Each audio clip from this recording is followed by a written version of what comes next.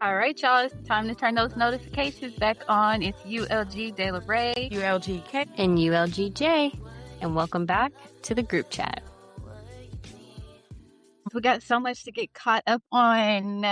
We just got to see each other for the first time in like almost 10 years. So we took a little break, but now we back at it again. So some quick little updates. I remember talking about Shia LaBeouf and his case that he had with FKA Twigs. And I actually digged up some more details because I saw that she was starting a new case with him today. So to backtrack, when she was suing him, it was for physical and emotional abuse. That includes him isolating her from her friends, forcing her to touch and kiss him a certain amount of times every day. It also said that there was a time where he was driving real crazy and threatening to kill them both if she didn't profess his love for him. It says that at one time he did choke her and knowingly give her an STD. That's why she ended up in the hospital. So, yeah, when the Stand Act says sexual assault, that includes sexual battery, you dumbass. So now she's suing him to get rid of the NDA, saying the NDA is unlawful because of the Stand Act. So that's what she's taking him back to court for. So hopefully my good sis gets her things because she definitely deserves it. So, yeah, I thought that was so crazy that popped up. And then just to talk about another white nigga that lost his damn mind, Jack Harlow proceeded to let that damn Monica album come out. And he went and did a podcast interview with two other white men who have a podcast about hip hop and music. And the podcaster was like, so basically talking about how like Jelly Roll and what's that dude's name? Post Malone came in rapping and then they changed and went to pop or country or whatever the fuck. And he was like, so how do you feel knowing that like your peers went that route and you went a different route? And he was like, oh, I got blacker. First of all, you can't get blacker if you ain't black. Let's start with fucking that. And I think he mentioned something about going to some studio that D'Angelo was at and soaking up his vibes for the album. Like, sir. That is the quintessential example of colonization. What do you mean you went to the same studio as D'Angelo and you just wanted to absorb his energy because you think that makes you blacker? What makes you black, is being black. Regardless of how many times you sing the songs, how many people you pull up to a WNBA game with, at the end of the day, you're white. Thank you. And it's cute to want to be blacker when you're doing it for entertainment. But try putting on that shit every day, day in and day out. And then try putting on that shit as a black man, day in and day out, nigga. I'm sure you wouldn't be on podcasts boasting about the fact that you have gotten quote unquote blacker because there's responsibility to being black. Yes, there's power in being black, but there's responsibility to being black. So, Mr. Harlow, please miss me with that bullshit. Thanks. So when we're gonna get out of white people business, I do want to just shout out Monaleo. This is a kind of old tea, but she did have to end her tour early. She lost an ovary and a fallopian tube. She had to get emergency surgery. That's why she stopped. And I just want to send all the good vibes and love out to her. I think she just brings out such a good energy and she has such a good aura about herself and she's very pro-black, pro-girly things. And I hate that she went through that, but I'm glad that she has the support. And then another quick update. Candy and Todd have finally settled their divorce. And it looks like, according to Baller Alert, that's where I got my information from, it says that Candy is giving him a $426,000 lump sum, and then everything will be in. He's not getting no child support. He's not getting no spousal support. So with that, I say thank you, Candy, on the behalf of all women, and fuck these fuck niggas. You did what you had to do. Because I don't know what all that philandering and shenanigans he had going on Instagram was, but I hope he don't think that was going to get him no more money. And I also hope he's up out of her pool house. I think I saw that he had to be out whenever the settlement happened. He had 15 days after that to get out of the pool house. Hello. I think the other thing I put on here was Pastor Holy Whore. Everybody should know who that is. Pastor Brian, I don't even know his first name. He used to be married to Giselle from Real Housewives of Potomac. This nigga got on Instagram and made a whole video about how we don't gotta boycott Target no more. We reached our goals and Target is forgiving and da. Sir, first of all, wrong messenger. Second of all, wrong message. Third of all, he had to get back on Instagram and apologize for making that dumbass video. Cause who picked you out of all people as the spokesperson? I remember him being the face of it though. I didn't hear anybody else talking Oh, about, really? yeah, boycott Target before him. I Mm. remember him a few months ago just being like the face of the movement, but I don't know what happened behind the scenes, and I think that that's probably why he was the one that said end it, because I'm like, how did he do so well with this movement and getting everybody on board just to turn around and be like, never mind? What happened behind the scenes, or how much did he get paid to say that? Because I'm just like, if you saw like what Black people as a collective were able to do to a major corporation like Target, why not just keep knocking them down? And why not just use that momentum, that collective mentality, and then take down something else? Like, move on to the next one. We need to stay out of Walmart, but niggas won't. So, I don't know. Heavy on, we got plenty other things to take down. So all this energy we have for Target, we definitely have other people and things we can be turning it towards. But also, it's too Cause late. Like, I've adjusted to not shopping at Target. Like, at first, I was like, yeah. I really got to do this for my people because this is going to be hard. Because there's certain snacks that I like, home decor items. You know, I would always do just the things that you can like household items, like detergent and stuff. You can buy all that, spend 50, get a gift card. Like I would just rack up gift. I was like, this is going to be hard. But now I have not been in Target in so long. And even the last few times I went, I was there because I was with somebody's mama. So I couldn't say no. But now I'm just like, Target for what? And this is why I said we need to bring back shame, because that's mostly what kept my ass out of Target. I didn't want to see nobody Black in there. That'll do it. Shame. But yeah, y'all stay out of Target. Don't listen to Pastor Holior and his congregation of concubines. We're good over here. So earlier today, I seen this Black girl. She went to the Gunna concert, and this dude behind her ejaculated on her leg. Then the nigga tried to go to the bathroom and switch outfits, and they had to escort him out of the venue. That is so fucking disgusting. In what city was this taking place? While you're looking that up, I have so many questions. Like the ejaculation is obviously the most pressing question. Like, why did you do that? Why would you do that? Why would you do that on someone else? But my thing is, when you go to a concert, you try to take as little stuff as possible. Why do you have a change of clothes? Like, did you plan to do Because this? you plan to do that. You plan, because what Gunna song is you jacking off to? He thought, ew. This was in London. She was like, it ruined her night. She was disgusted. She was crying the whole rest of the night. First of all, this nigga would have got his ass beat fucking with me. The security guards would have had to come and really break some shit up. I'm not even gonna let nobody spit on me, but you chose to ejaculate your fucking bodily fluids onto my body. I don't know what the fuck you got. She That is- felt it on her leg. That's the only reason why she knew it was happening. And then when she turned around, she seen his penis hanging out of his pants. Men have got to do better. And I know that's not all men, but like men get so upset when we're as women constantly talking about how men make us feel unsafe. And well, you can't generalize all of us. And it's like, it doesn't matter. It's the whole kindergarten, one bad apple spoils the bunch. Disgusting. And And it seems like she was there with a friend, so at least she wasn't there alone. But like when she showed the video, you could see it pan behind her to the guy. And there's like guys on either side of him. I don't know if they were with him or not. It didn't seem like they were.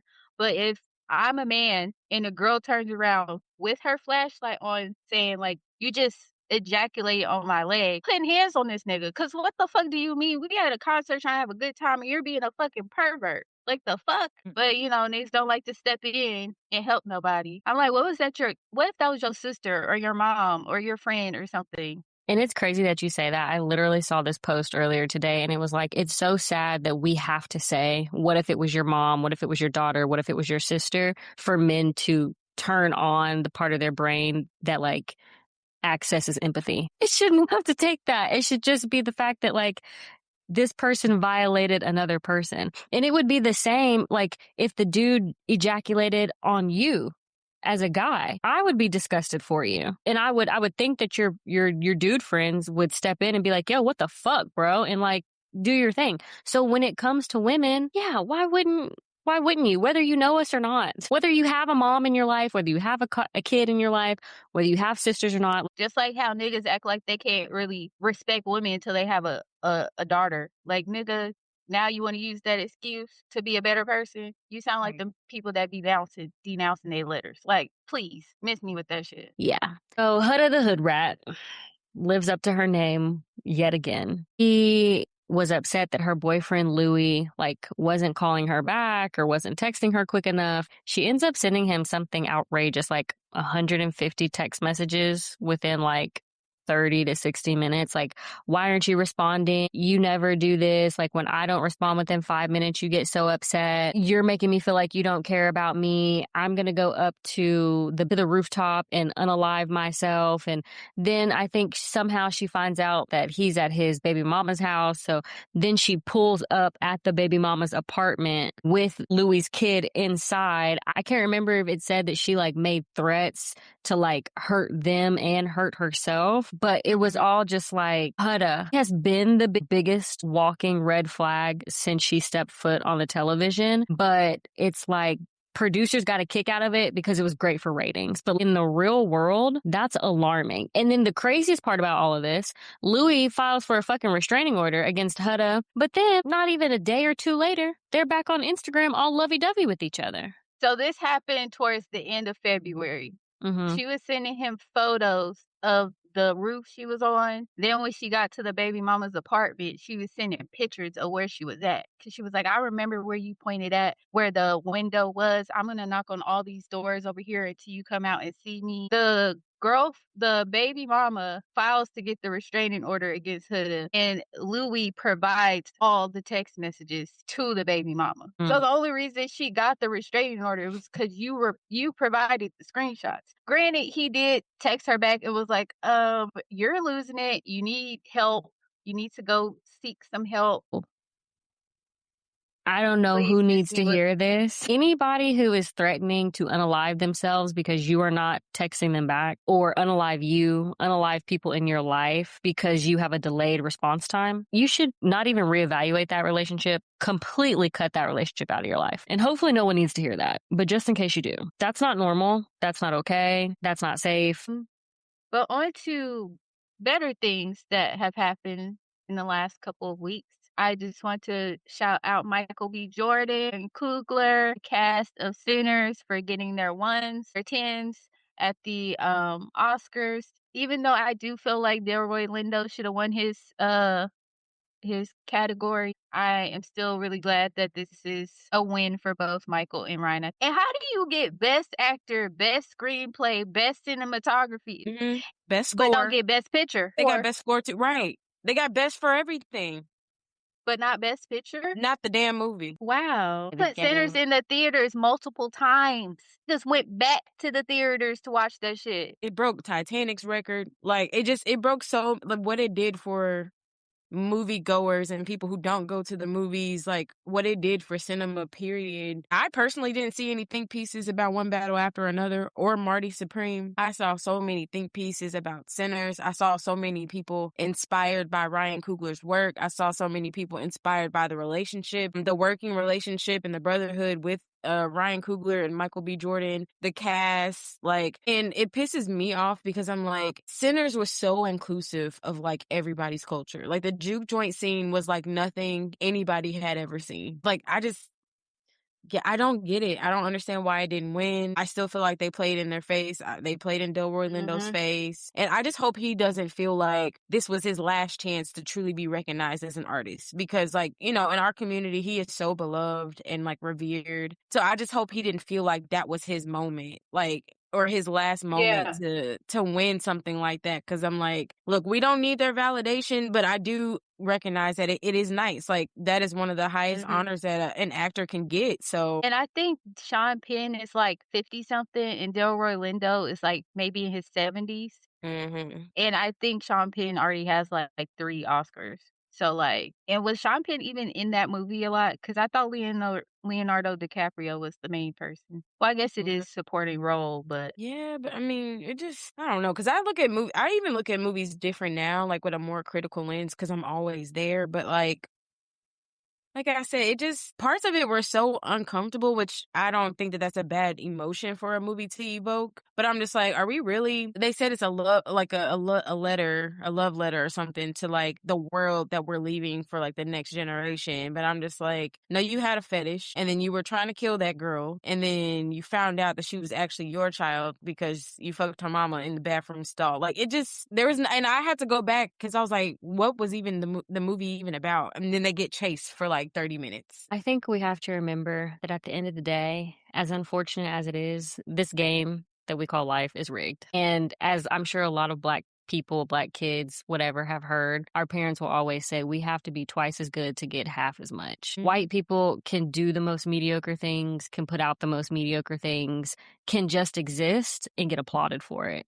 Meanwhile, we got Misty Copeland, who 6 months ago had a fucking hip replacement and is performing so beautifully on this stage. This movie didn't have to be a think piece because they don't have to try.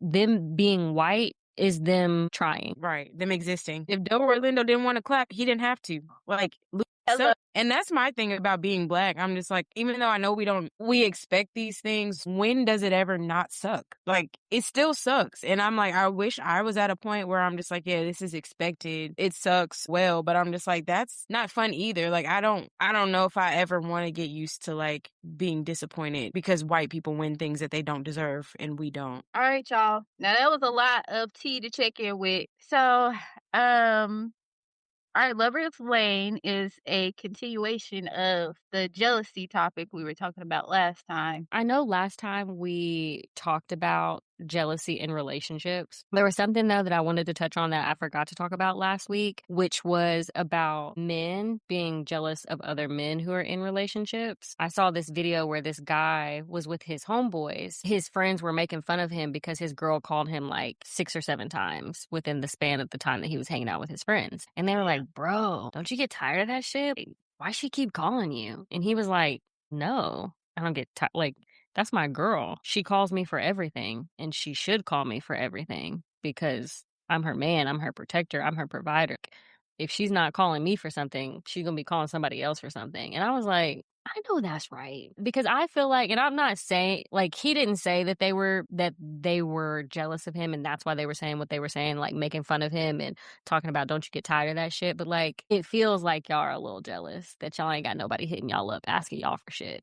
Right? Yeah, or like if my lady's asking me where I'm at, I'm gonna tell her because if something happened to me, she needs to know where I'm at. Not because Exactly. she's keeping tabs on me.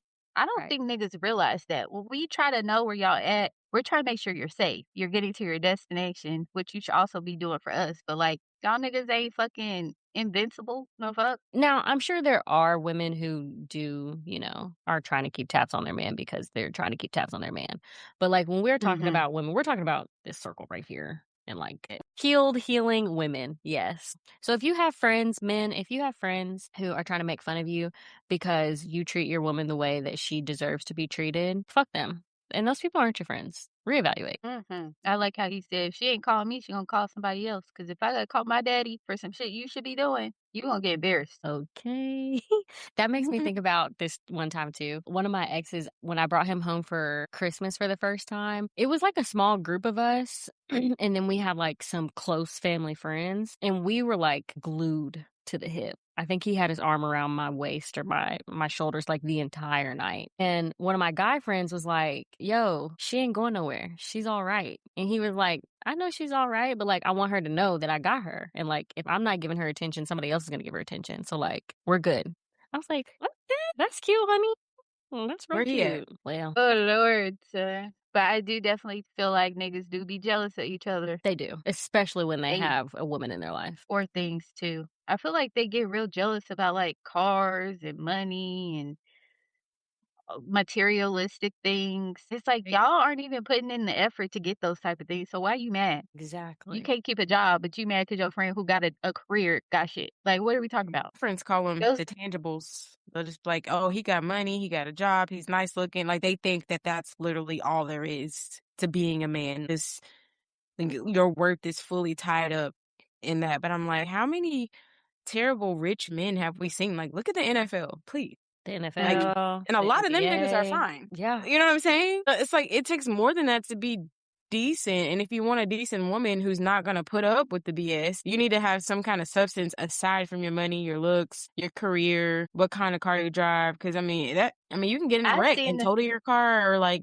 be in the hospital. Like there's so many other things that you should be worried about. I've seen them get jealous and try to sabotage their own people. Why are you sabotaging my shit? You supposed to be my friend. And you know what it was like when I ain't have it. So why you doing this? And how hard it was to get it. 'Cause niggas will really try your bitch too. Be like, "Oh, he living a good life. She look good. She take care of the home. Let me see if I could slide in there." That's why it's important to have a woman of substance so that when dudes do try her, she's like, "No, I'm spoken for," you know? And like I don't know if I've shared this with y'all. I may have, because I mean it's 10 years of a group chat, but like I can't think of maybe not recently, but like up until for sure like my first relationship, and like people that I talked to, maybe like I wasn't like in a committed relationship with them, but we were like dating pretty heavily. I can't almost every single one of them had a friend who hit on me, like dirty macking. Really? Every single one. I'm talking from high school to college to post. Every single one has had a friend. I'm like, oh, wait a minute. Or if they found out we broke up or something, like, oh, I ain't seen you around. That's why I had to I stay off Snapchat. I was like, "Oh, these niggas is trying it. They don't give a fuck. This supposed to and be your don't. brother, ain't it?" This was bro.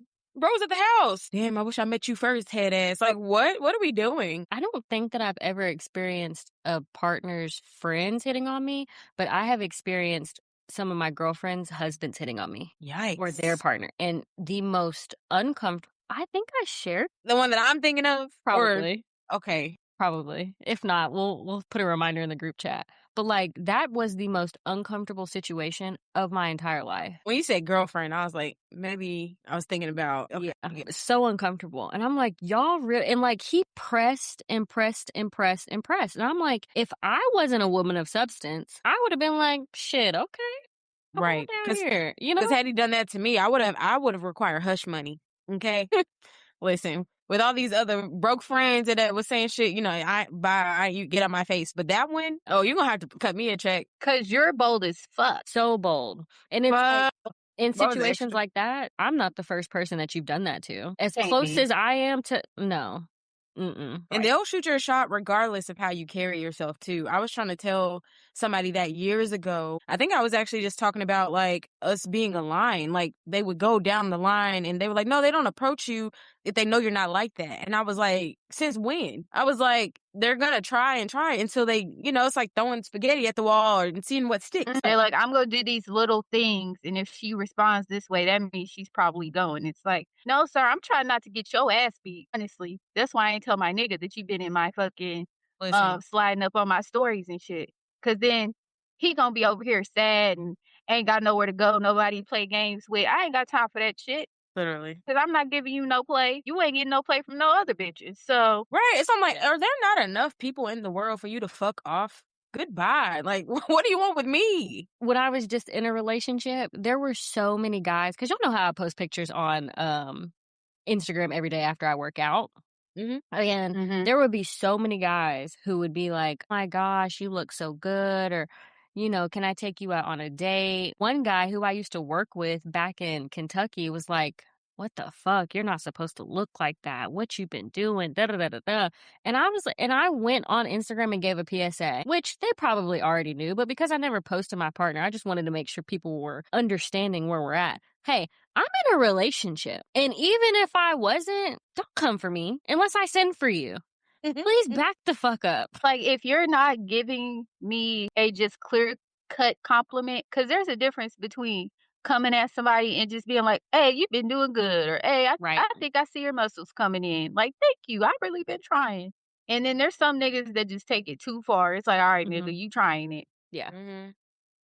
Well, to get out of men's business, cause shit. We could be there all day. This family jealousy is a real thing. It's very much a real thing. I don't know what it is about. I'm just speaking in general. I'm not a parent, but I assume if I had a child, I would want their life to be better than what I've had to go through. So if I raise this child to be a grown person and the outcome is yes, their life is better than mine. Why am I mad at the fact that my child is living the good life? Like I don't understand why parents be so mad that you going out and being successful. That doesn't tear anything down from what you got going on. I think one of the important things that you just said is from what I'm doing and my success has nothing to do with what you've got going on. And in this book that I read, she was talking about the dynamic specifically between mothers and daughters. And for certain moms who grew up in a certain generation, because they fell for the okey doke for this,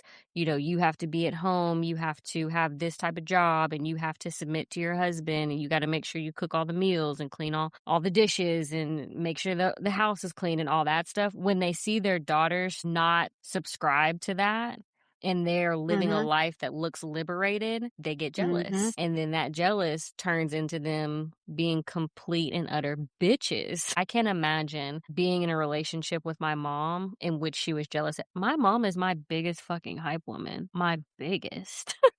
I can imagine having a relationship, and I would feel so bad to have the type of relationship that some people talk about in terms of their mothers being jealous of them. And it's weird having that change too, because a lot of moms go from being your biggest cheerleader and encourager. You can do anything. You could be the president if you wanted to. I'm going to get you in all these classes if that's what you want to do, like help you learn these skills. And then you learn the skills and you go to college and you get all these accolades. And they're like, well, you're not smarter than me just because you went to college, or you're not da da da da because you did this and this. I'm like, you literally wanted me to go to college. You literally wanted me to do these great things. And now that I'm doing them, you got an attitude. Do you want me to be great, or you want me to dumb myself down so you can make yourself feel better about the decisions you made? And that's what it is. It stems from their insecurities in those situations because I've read stories like that. I've watched movies and TV shows like that. And I've seen that happen in real times where parents are like, don't think that you're better than me just because you got a degree. Or don't think that you're better than me just because you went to your little fancy school. Don't think that you're better than me just because you can afford X, Y, and Z. And it's like, who said that I was better than you? That is a major Thank you. projection. You should want me to do better than you because that's a testament to you as a parent, one Mhm. would think. I just think of two quotes. So the first one is like, people love to see you doing good, but never better than them. Mm. And I think with some parents, like, as long as they feel like they're successful in their own right and like something that you haven't done isn't in like quote unquote competition with them, then they're more than happy to brag on you or to, speak well of you, I guess. I mean, it is very common, but to me, I'm just like, those people should have never had kids, or maybe they should have like done some more living or like some self evaluation so that they could feel more fulfilled in their own lives instead of like Mhm. putting that trauma onto somebody who didn't ask to be here. And somebody who's just doing the best that they can with whatever opportunities get presented to them. So it is weird, but it's extremely common. And it's also like misery And loves company. So, like, when you're miserable about your own existence and your life, then you want someone to join you in that misery. So many people have kids just to be bullies to them. Like, whether they mean to or not, people are really mean to kids. They just don't look at kids as like, you are your own person, your own being. Yes, I made you, but like, you are not me. You're going to make mistakes. You're going to like things that I don't like. I just the behavior towards children from so many parents, it's like really sickening. I remember when I was in Dallas, I got my hair braided at this girl's house, strike one, because I'm past them days. I need to pull up to a shop. But the girl, she was from Memphis and she had a son and a daughter. The daughter was like maybe 5 and I think the son was 2. She was so mean to her baby girl. And like the way that she was speaking to her, it was to the point where I was like, I really wanted her to stop braiding my hair because her energy to her daughter was just so striking. I was just like, because, 5-year-olds, whether they're black, white, boy, girl, 5-year-olds are gaining their independence. Like I used to be a daycare teacher, so I know how kids are. They do things in phases. But, especially like for 5-year-olds, like who have younger siblings, they tend to be bossy, they tend to be sassy, but that is not like an inherent character flaw. And sure, you should raise your kids to do certain things and not do certain things. And that's where you teach them certain lessons. So like if you are bossing somebody around, like there are certain limits. Like, okay, wait, you're not the mama. Stuff like that. But like she was like, stop touching my fucking son. You better keep your hands off my fucking son. And I was like, is that not your child too? It was just like the most heartbreaking thing. And the little girl was so stinking cute. And like when I see kids like that, I just want to rescue them. Cause I'm like, yeah, you may not be like neglected in a way where you're like, in a alcoholic household, or like you're being physically beaten all the time and where you're fearing for your life. But like the way that you're growing up emotionally is just going to be so unhealed and so unhealthy. And you don't know that. And it's like, unless you have like different life experiences, you're going to think that that's okay. And then you're going to do that to somebody else. So it was just seeing it in real time sucks, especially when it starts at such a young age. And that's one of the things that Carl was teaching me when I was in Boston, was that regardless of how we grow up in the situations and environments that we're exposed to, however our parents treat us, we equate that with love. So for that little girl, she's going to think either it's okay to treat people that way because she's going to say, this is how I show my love for someone, or she's going to more than likely accept that a treatment from the people that decides to be in relationships with and think that it's okay because, well, that's how my mom treated me. And my mom is the example of what love is. So if she treated me this way, then it's okay for this person to treat me that way. So it's a really unfortunate cycle that people get stuck in. And it goes back to like, people really need to think before having kids because it's not easy to raise a kid and to raise a kid in a way that's going to help them be the best version of themselves. Of course, all parents fuck up. And again, we're not parents. So like, just speaking from our example as kids with parents, like nobody's parents are perfect. But when you haven't dealt with your own trauma, under no circumstances should you be having children. A lot of times you see moms getting jealous of sons and their partners. And it's like, ma'am, know your role. Because if your husband's mama was acting this way, you would have had an attitude as well. So, like, you train me up to be such a good man and a good partner. And when I do find someone who matches my vibe and I can shower with love and treat them the way you taught me how to, now you standing in the way. Cause you mad cause she taking away from mama time, I guess. It's like in that movie Think Like a Man. Isn't that one of the storylines for Mm-hmm. the Howard and Jennifer Lewis is his mom. Yes. Mm-hmm. Yes. What do you all think about sibling jealousy? I really want to say no comment. I'm going to say not in my experience with my siblings. Let me just start there. I'm not speaking from experience with my siblings. I think it just kind of goes along the same thing. It's like we supposed to be family. Why are you sabotaging me or mad because I'm doing good? Because you made bad decisions. We all got raised in the same house for the most part. So if I can do this thing, it's because I'm taking my time to do things the right way and do things how I see fit. If you chose to go a different path, that's on you, but you can't be mad at me for that. Now, I know it gets kind of like with certain stuff, it gets kind of weird when you're closer in age because I feel like when you're kids or teenagers, you feel like possessive over certain things. Like one sibling might feel like cooking is my thing. You shouldn't be trying to cook too because that's my thing. Or I'm really good at soccer, so there's no reason for you to be also trying to join the soccer team when I'm the soccer star of the family. Like I see a lot of that type of jealousy. I think there's a little jealousy when you're like a teenager, obviously, because your brain's not fully developed. But like once you become an adult, it's like we're family. Yeah, and I like that you mentioned like the younger dynamic versus adults because I mean, I guess my brain automatically went to younger siblings, and I was gonna say that to me also still falls on the parents to an extent, especially when they're younger.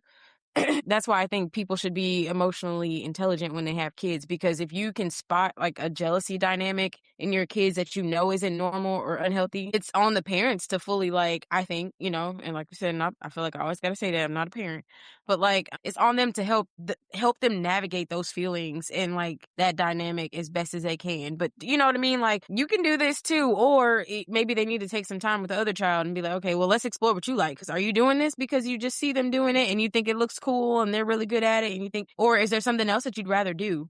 Like I said, I think parents can help navigate those emotions. Unfortunately, the brain does not stop developing until 27. So it does take a long time for people to grow the hell up, but it is what it is. But I mean, in adulthood, yeah. And I don't even want to be like, we was raised in the same house. Cause I mean, people are just so different. Like, I know that I'm night and day with my sibling. It is what it is. It's not good or bad. It's reality. Yeah. In adulthood, you should be able to just have some kind of like friendship or connection with your siblings, especially because, I mean, who else can make fun of our parents? You know what I mean?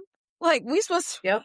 that's the fun thing. I don't know. It's like a rite of passage with your siblings, like clowning your parents, or like when you're mad at your mom, it's like, look what your mama did. Because I don't have a mom right now, but your mother said this.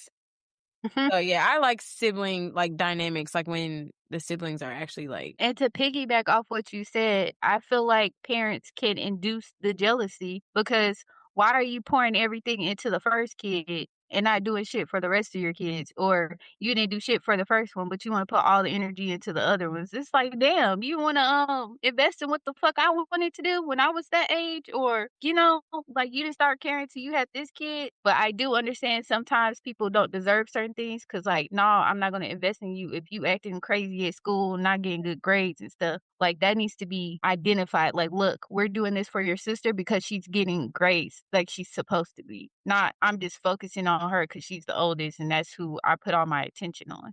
mm-hmm. So they do start the mess sometimes. I think some stuff that grows into the unhealthy in adulthood, I think a lot of that does come from parents, like putting kids against each other, comparing them, just doing things that I think are emotionally inappropriate in front of the other kid, or just, yeah, there's so many things, I mean, from experience, but like I just would not do as a parent. And I know they all say, oh, be careful what you wouldn't do. But I'm just like, if you cannot like compare your children, like, you know what I mean? Like, maybe you shouldn't have kids. And I think more people need to say that out loud. Like, y'all need to stop having so many damn kids if you're not equipped to do it. And a lot of people without kids realize like their inadequacies, their traumas, and things that they don't want to pass down. And that you can be selfish, but like not having a kid is like probably one of the most selfless things you can do if you know that you're not ready for it. And I think to take it back to the pulpit, because we ain't been there in a minute, comparison is the thief of joy. And that is one thing that I mean, I commend my mom on her entire existence,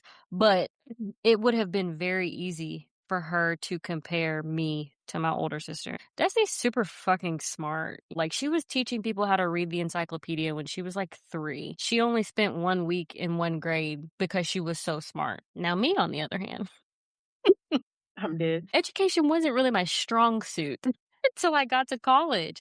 And it would have been really easy for my mom to compare the two, like, well, what is wrong with you? Why is it that you're not performing the way your sister's performing? Because my teachers 1000% did that. Like, I compared myself to Destiny educationally a lot. Like, why is shit so easy for her and it's not for me? And that definitely took a hit to my self-esteem when it came to like being able to perform academically, or my lack thereof.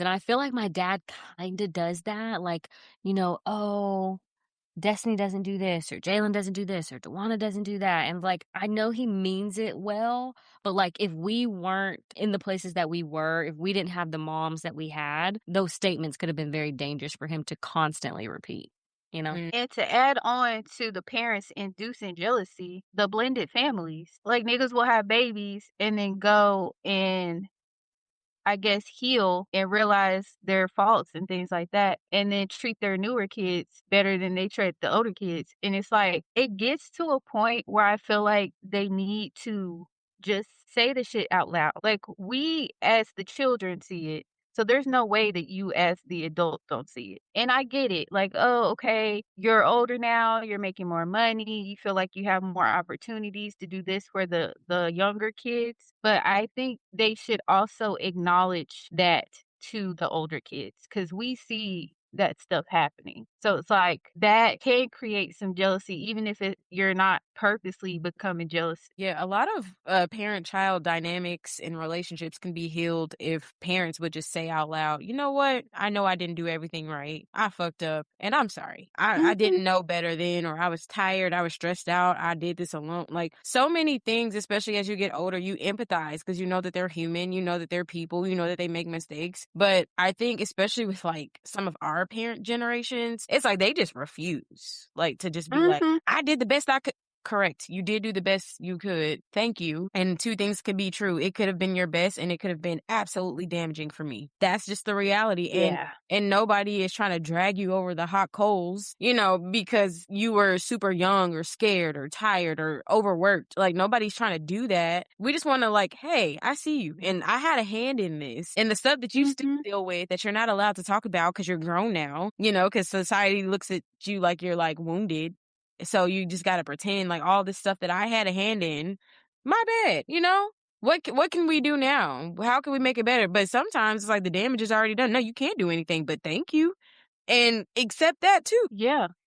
'Cause, acknowledgement and accountability goes a long way, and I hate the fact that people think accountability is a negative thing. Saying, "Hey, I fucked up. Imma do better. What can I do to do better?" is not a bad thing. Literally. That's ego talking. Cause I'm like, you know, like we all fuck up. And not even just like in like those type of relationships, but it's like, I mean, I accidentally kicked my cat before and I was like, oh my God, I'm so sorry. Like, my bad. I should have turned around and saw your little ass, but I didn't see you. So yeah, I don't know. It just that's one thing with like humans. It's like ego and pride just like trump so many of our other emotions that are raw and vulnerable and necessary because like behind closed doors we all like have weak spots, like, and not even just behind closed doors. We have so many like weak spots, but I'm like we're always looking for this common ground. We're always trying to look for each other, like ways to understand each other. I'm like, let's start with the mistakes. So I would challenge anyone who's listening who has a fractured relationship with their parents. This was very challenging for me. You guys know how damaged my relationship was with my dad until very recently. I mean, there was a point in time where we didn't talk for like 2 years. But when I went to Boston and started working with Carl, he was like, you know, you really need to work on that relationship because, you know, believing in the spirit realm and all the things that we do and like the karma that you have in this lifetime, whatever you don't clear up is going to follow you into your next lifetime if you choose to come back and try again. And so he was like, you need to do the forgiveness prayer with your dad, and then you need to ask him for forgiveness. I said, nigga, what? I need to ask my dad for forgiveness? For what? The fuck you talking about? And it took me a long time. I mean, it was probably 8 or 9 months before I was willing to do what he said that I should do. And so when we really started talking about it, and I was like, but Carl, how can you be telling me that I need to ask my dad for forgiveness? I'm the kid here. He's the adult. He's the responsible, should be the responsible one. There's nothing I need to apologize for. And so he was like, well, just take some time to think about, is there anything that you've ever done to hurt your dad's feelings? And I was like, yeah, but it was because of him and what he did. Like me hurting his feelings was a reaction based on what he did. And he was like, it doesn't matter. You didn't have to react that way and you did. And that's your karma. So that's what you need to ask for forgiveness for. So the more and more I thought about it, I was like, okay, I hear you. I hear you. So I went through my meditation, asked for both of our spirit guides to be present. And then I called him. And I was like, hey, Dad, are you busy? And he's like, no. And I was like, I want to ask you for your forgiveness. He said, what the fuck you talking about? And I was like, well, you know, as a kid, I used to talk really bad about you because I don't feel like you showed up the way that you should have. There were times when you would talk to me crazy. And so, like, I would say really nasty things about you. I felt like I used you a lot because I felt like the only thing that you were good for was giving me money, stuff like that. So we went on, had this conversation, and he was like, okay, I accept your apology. And I was like, all right, great. That's all. And we got off the phone. It's probably like 30, 40 minutes. He calls me back maybe 2 or 3 days later. And he was like, you know, I do wish I could have been a better dad. And I was like, really? And he was like, yeah, like, you know, I was only doing what I could do with the information that I had. And he's like, you know, the more I sit back and think about it, and especially having your little sister now, I see all the ways that I didn't prioritize the things that were important. And that was y'all. And so he still hasn't said I'm sorry. But, like, in these conversations, I'm like, "You're apologizing." I mean, he's Gen X, right? Yeah, Gen X. So I'm like, he's apologizing in the way that he knows how. And you guys know firsthand, like, there would be times where, and then I even told him too, like, I also need to ask for your forgiveness for always getting frustrated when you call me. Because anytime you would call, I would be like, what does he want? But now I'm like, wait a minute, I haven't talked to my dad today. Let me call my dad. Like, we spend 30, 40 minutes on the phone. So as challenging as that was for me to accept, it was a great opening for him to be able to walk through. And if he didn't apologize, that's on him. That's the karma that he has to deal with in this lifetime and the next. But it's like, I'm doing this so that I'm in a better position when I leave this earth. So I would challenge Girl, you you all better than to me. do the same. I say I love that, but 'Cause I'm fully okay with having whatever karmic debt I have because I'm like, I sometimes don't see them as like the type of people that I even enjoy being around. Even if, I mean, because I've asked for forgiveness to God because I'm like, that's who I need it from. What they do in their private, personal, spiritual life is on them. But I'm like, I don't know what it feels like to have a good relationship with parents. So for me, I don't want one. I don't want that because now what? And it's like, so you sure. And I'm like, I see that dynamic with dads a lot. Just they get the child or the daughters that are super emotionally regulated and mature. And then they get to be like, yeah, you know what? I didn't do my best. But like, and then they get the fruits of like this healed person who is mature and understanding and patient, but they didn't get the scared little girl who needed money, who needed a ride, who needed advice. I still wrestle with that. And I'm like, I turned out a certain way despite what you did or didn't do. So I'm like, why do you feel entitled to enjoy the person and the woman that I am? Like that to me, that's one of those things that I mean, like I said, I've kind of accepted being like, all right, well, if I gotta come back and whatever, but like that's like between me and God, that's what it is. I'm just like I struggle with that, and not saying that like I like would hold on to that, but as far as like the actual relationship, I'm like, I don't want one. For what? Because like the times that you could have shown up and even you could still show up, like literally, I got a flat tire at my grandma's funeral in 2021. So this wasn't no 2002, no. He walked in the snow. He walked right past me. Mm. mm, Like I was fully grown, fully out of saw me with a flat tire at a funeral in the snow and didn't say shit to me. So I'm like, I can ask for his forgiveness for talking shit about him or, whatever. You are not a good person because I know strangers who would stop for me, but you mhm. won't. And that's fair because I have relationships that I'm like, Carl tries to encourage me all the time. You need to do the forgiveness prayer with this person and this person and this person. And there are some people where I'm like, have the same mentality. It's not happening this time around. We'll No, try again next lifetime. I don't know if it's a character flaw or not, but, like, I need my apology first. thank you. You apologize to me, and then I'll recognize the shit I coulda done because you did me worse. If I was the one doing the worst shit, then, yeah, I give you, uh, the forgiveness and apologize and all the good shit, but you need to say, "You fucked up first, Hmm. because 'cause you're the problem." And I'll apologize, but I'm like, that doesn't mean that I want to be your best friend. I don't.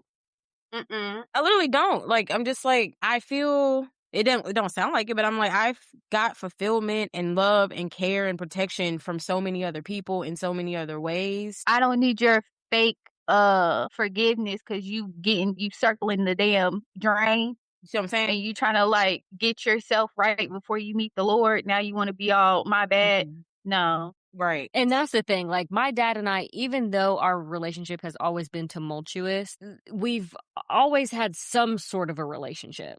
Like, he's been there at times. Has he been there and shown up the way that I have wanted him to consistently? No.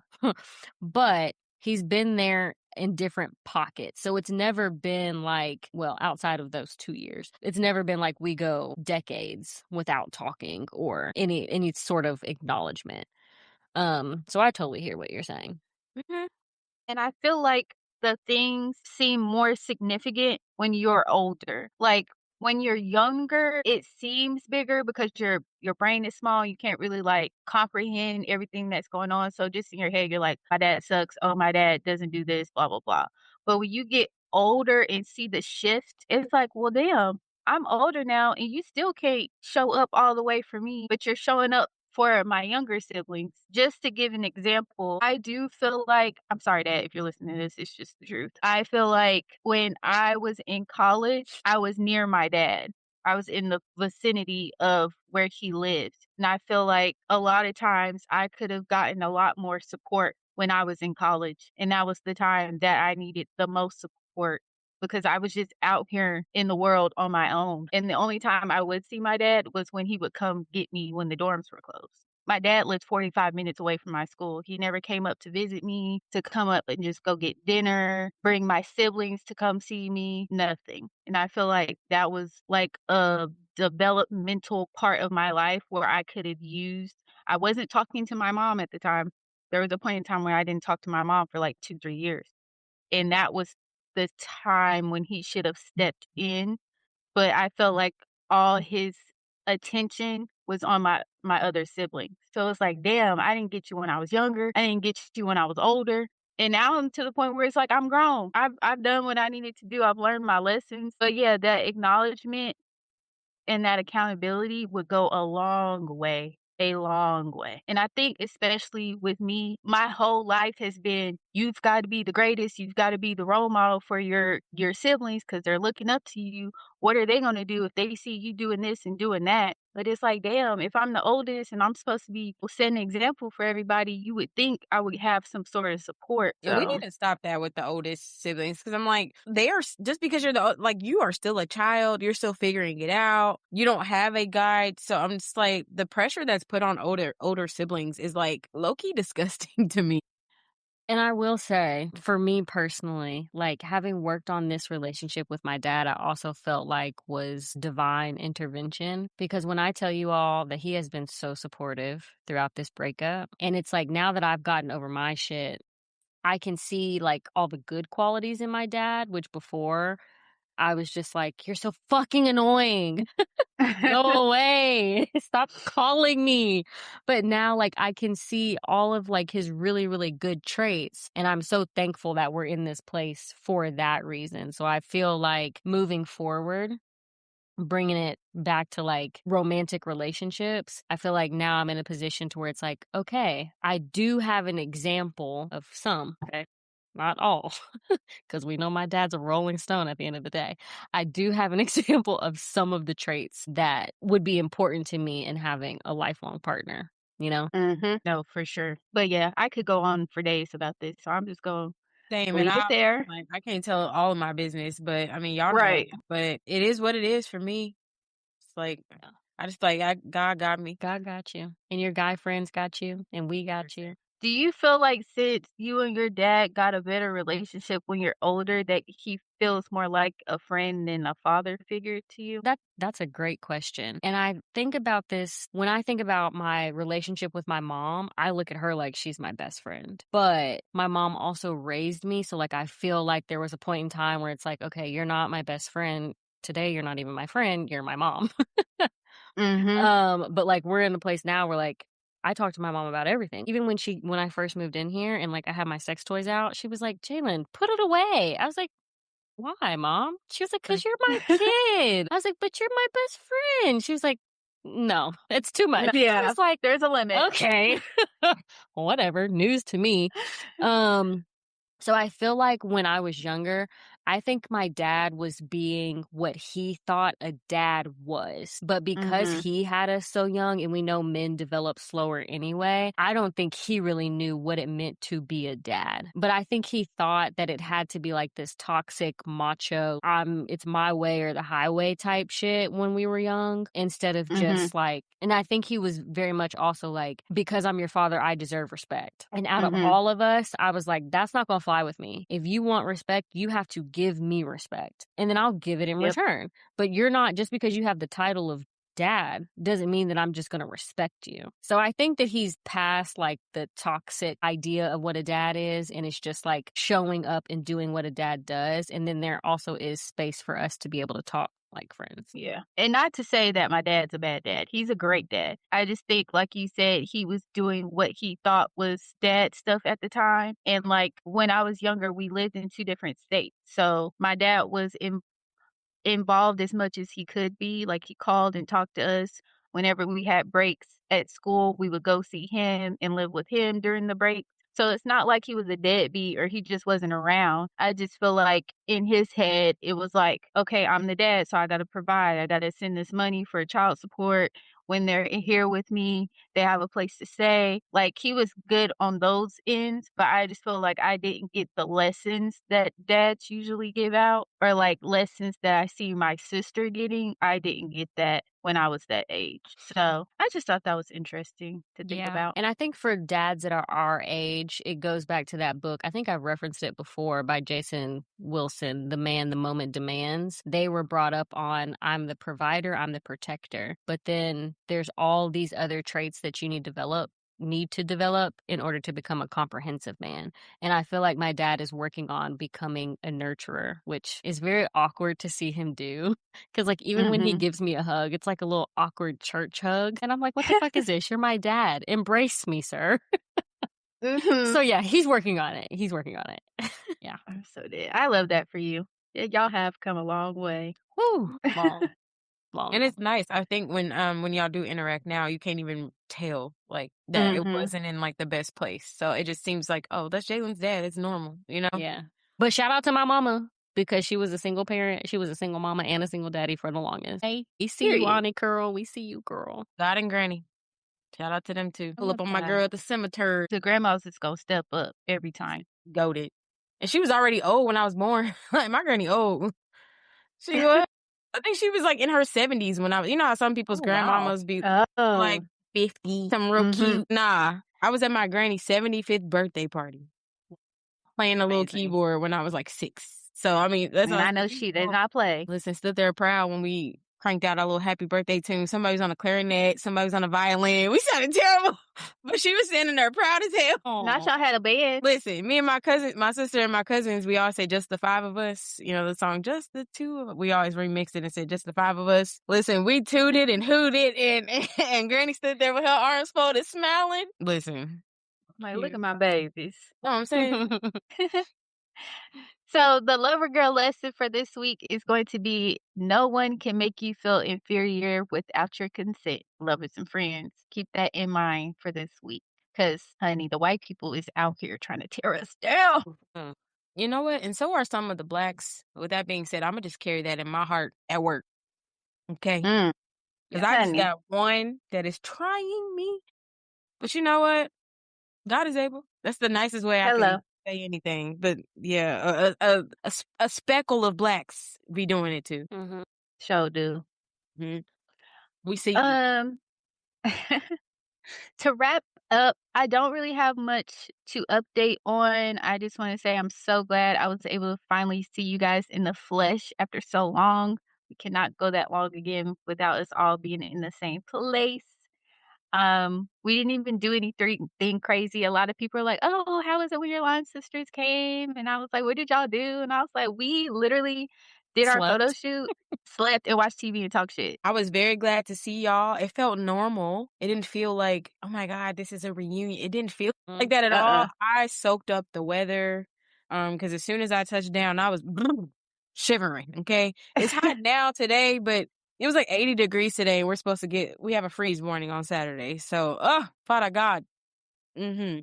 So it's just Mm. always something crazy here. But I enjoyed the heck out of being in Arizona. It was one of those places that I've always just physically wanted to enter. You know what I mean? Like you think about all these cities and I'm like, Phoenix just sounds so cool and so like it just always seemed like that type of place. So I was happy I got to go. Happy we all made it. Well, happy Jalen and I made it back safely before the ICE and Mhm. TSA airport debacle ensued. So thank God for safe travels. And it's almost Friday. Thank God. That's all I got. If you haven't seen Handmaid's Tale, please go watch it, y'all. There shit's getting crazy in the world, and there's a lot of similarities from that show to what's going on now, and I just think everybody needs to really tune in. I know we try to, like, block out weird, crazy shit that happens in the world, but at this point, it's affecting all of us, and I just need people to be vigilant and keep their eyes open for the bullshit. Y'all heard my saying. She gave y'all a task and y'all need to complete it.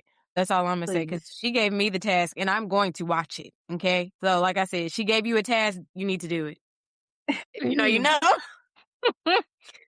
Okay, from a very young age, my spirit would never allow me to like Usher Raymond the fourth or the fifth, whatever the fuck he is. And today just solidified that, yeah, nigga, you ain't shit. So he did an interview defending Sean Combs and said, I don't see him for the mistakes that he's made. I see him for the legacy and the way that he has uplifted the Black community. Choice of words. I don't know if, like, once you reach a certain level of status, money, fame, power, you just lose touch with reality. But for you to be dead ass serious making those types of comments as a Black man with children about another Black man who has trafficked women, who has sexually assaulted women, who has beat women that there's video evidence of, but you don't see any of that. All you see is his legacy. Fuck you. And it goes back to when I was living in Reno, there was this guy who made a joke, maybe. I don't know. A Robert Kelly song came on, and I was like, are we fucking serious? And he was like, hey, come on now. And I said, come on now, what? No. We're not separating the art from the artist. No, because his art came from the fact that he mutilated Black and brown girls. So no, what the fuck are you talking about? And he was like, well, who's to say I ain't fucked on a few girls at some times? What? Whether you're joking or not, there is absolutely no room for that type of rhetoric. So anyone who supports these men, Sean Combs, Robert Kelly, Usher Raymond, you think it's cool and it's okay and it's not that big of a deal and it's just the music. Oh, it's just a comment. That's his opinion. Like, it's not affecting you, so don't be. No, fuck you. Because it's that type of mentality and being desensitized to it to why this shit continues to happen. And it's not a problem for you because you are not a Black girl. You do not have to deal, and hell, just any woman in general, you don't have to deal with the pressures and the anxieties and the fear of being around men not knowing what they're going to do to you. And my last point, to wrap this all up, I had I had 2 ultrasounds last week. On the first day, I had a woman doing my ultrasound, so like, we're fine. The second day, it was a man. I was like, wait a minute. Did I authorize this? Is this allowed? Yeah. And it made me think in that moment, I am sitting here terrified of what's going to happen in this doctor's office with this man giving me an ultrasound when I am essentially naked. I mean, yeah, I have on a gown, but like, what is that really protecting me from? Nothing. And men, y'all are sitting here talking about how you're afraid that a woman is going to use you for your money. The fears aren't the same. What money? What money? Y'all broke. Y'all are fucking broke. I have nothing. You're not even eligible for like, what's it called? Secured credit card, like the little one that they graduate you from to get an actual credit. Y'all have nothing. Okay, shut up. Y'all complaining about paying for dates and drinks and shit. Please. When I'm out here getting a fucking checkup to make sure that my hormones are operating the way that they need to be, and I have to be afraid during a 10-minute exam because I don't know if this doctor is going to try to be inappropriate with me or not. That is a Did real they not fear. have a nurse in there while they were doing it? No. I thought that was a law that if you had a opposite sex person, they had to have a same sex like nurse or something in there. I don't know if it's because it's like Texas, they're like, fuck the laws, which could very well be the point. Yeah. But I was like, what the fuck? I was on edge the entire time. And like, there was a point in time where I had to roll to each side. And so like my gown was open and I was like, oh my gosh, this is so fucking uncomfortable. He was totally fine. He was very nice. He like minded his manners. But like, how many times just like the Larry Nassers of the world, where you're a doctor, you're sitting there being examined by a doctor, someone who you are trusting with your body, and they're violating you. So, like, the fear that men have around women using them, insert whatever, it's irrational. Get the fuck over it. That's not a real fear. It's not. And if you're so scared about it, don't date. Don't date women because we have to go to the doctor. You know what I mean? Like, there's certain things, and even if you choose to not, there will be a point like you can ignore pain and stuff. It'll get to a point where you can't, so you have to go. You don't have to date anybody. Right. You can stay your ass at home and keep all your money to your damn self. and leave us Hello. out of it. Yeah. It's, It's like that's always an option. always. And my dad, he was telling us in our group chat, like he got his colonoscopy not too long ago, and he was like, I feel so violated. And I was like, well, Dad, you're doing what a lot of men need to be doing. I know it's uncomfortable, but like the doctor was doing his job. And he was like, I was actually examined by a woman today. And I said, oh, even better. Even She was better. more afraid. She was more afraid of what you were going to potentially do to her than, so don't even worry about feeling violated. She was trying to get in and get out as quick as possible. Promise you that.